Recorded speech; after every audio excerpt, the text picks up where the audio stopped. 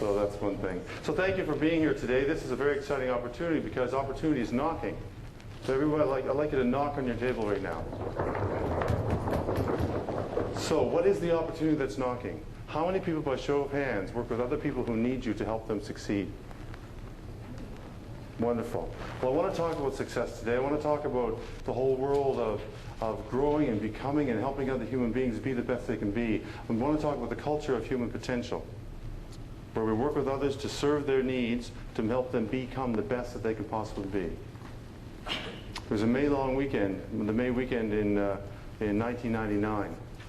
I just finished a full week's worth of programming. I did 2 days of a violence prevention conference on children who witness violence. I did some paramedic training for folks who are in the front lines and seeing people injured and bruised and wanting to report those really suspicious little bruises that you get and recognizing that. And I also did a workshop for teachers who are working with kids in the schools and want to know more about violence prevention. And I got a call on Saturday, and I said, well, I'll take my Saturday. It was a full 5-day week. I was working long hours. And I took my Saturday and went down to White Point Beach Lodge, you know, down Liverpool Way. I went down to White Point Beach Lodge, and I did a conference there called for experiential educators, outdoor experienced people. You know, these incredible people that climb mountains and take people on canoe rips and the high ropes courses and just incredible stuff. You know, the incredible outdoorsy kind of folks, right? There are 300 people. 300 people in the audience there. Well, there's 299 plus me. And Sherry Fitch was the speaker. And if you ever heard Sherry Fitch, you know the children's author, she's famous for Toes in My Nose. It's one of her better books. She's a famous children's author, and she was talking about the joy of life and celebrating the love and its life and its infinite capacity for love, and just talking about incredible things, incredibly beautiful things. And at the end of it, she got a thunderous standing ovation, applause from the audience. 299 people go bang, bang, bang, go, yes, Sherry, you go, man, you're the best speaker we've ever heard. And then there's me, sitting in the audience, trying to put my hands together, going, oh my God, I lost the plot. I've lost the plot. I just spent 12 to 15 hours a day for the last 5 days working in the field of family violence. Because at that time I was at the Department of Community Services working with the Family Violence Prevention Initiative. I was a staff trainer at the Government of Nova Scotia. I did all the government people that touch on the lives of other people with family violence. It was my 4th year, and I realized that I had hit the wall in the valley of human despair. Because what I was experiencing at the time was all these people living peak experience lives, taking people to mountaintops and canoe trips and getting the best out of people, like peak experience people. And I realized that I had allowed myself, and I use that word very carefully, to burn out. I allowed myself to burn out, and I was fried. I had a full week of doing what's the good work, you know, the good work, because it is good work, because if I do a good job, then a police officer's not going to say something stupid like, what did you do to deserve that? If I do a good job, then a social worker is going to be able to be more compassionate when it comes to income assistance for family violence prevention. If I do a good job, a teacher is going to recognize subtle indicators of child abuse. If I do a good job, the caretakers in the housing projects are going to notice when there's a hole in the wall at eye level in the seniors' apartment. They're going to notice that. They're going to say things. So I was linked with something really good, really important, really valuable, but I personally had burned out. So I went for a walk along the beach at White Point Beach, and it's called White Point Beach for a reason. There's lots of white sand. I walked down that afternoon in May 1999. I lay down in the sand. I fell asleep for 3 hours.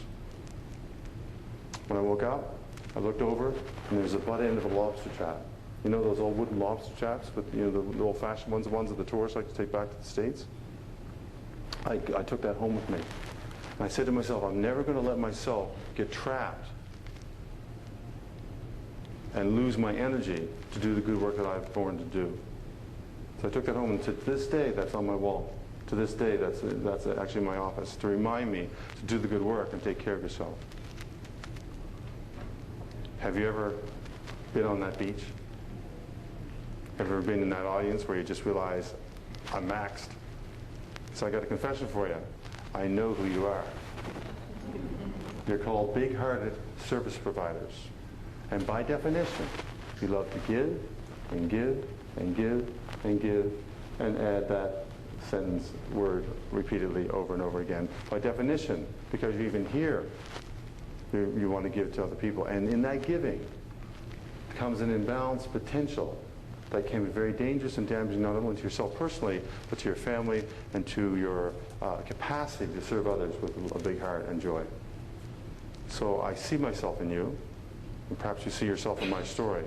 And I want to share with you today, and that's the exciting part, I want to share with you today 4 dimensions of energy, 4 ways to master, if you will, that incredible thing we call the human being, the electrical human being that we are, to master that and become the best you can be in all areas of your life, in all 7 areas of your life, to do the best you can be, to become the best service provider, the best partner, the best parent, the best neighbor, the best community person, the best, etc., fill in the blanks of who you want to be.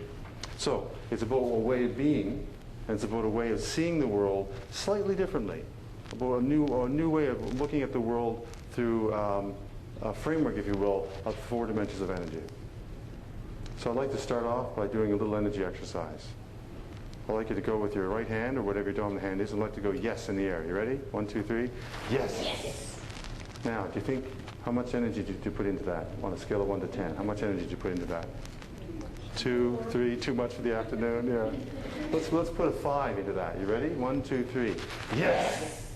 Okay, how was that? Is that about a 5? Is that about a 5? So what would a 7 look like? You ready for a 7? You ready for a 7? 1, 2, 3. Yes! Ooh, feel the juice, feel the juice. What's the next number? 10. What would a 10 sound like? Let's do it together. Ready? Are you ready for a 10? This is a Tony Robbins seminar, folks. The power within. It's all inside you, ladies and gentlemen. You don't have to go to the Metro Center to hear that. It's all inside you. Just let it out. Okay, you ready? 1, 2, 3. Yes!